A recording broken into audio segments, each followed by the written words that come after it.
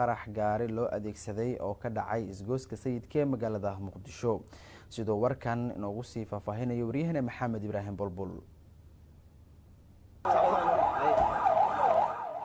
waxaa la xaqiijiyay ilaa iyo dad ka badan 5 ruux inay ku geeriyoodeen kadib qarax ka dhacay isgooska sayidka oo ah barta laga ilaaliyo iridka madaxtooyada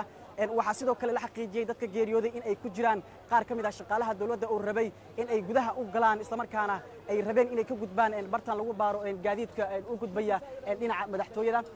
goobtan ayaa ahayd meel ay ilaalada madaxtooyada ay ku hubiyaan gaadiidka raba inuu u soo gudbo dhanka madaxtooyada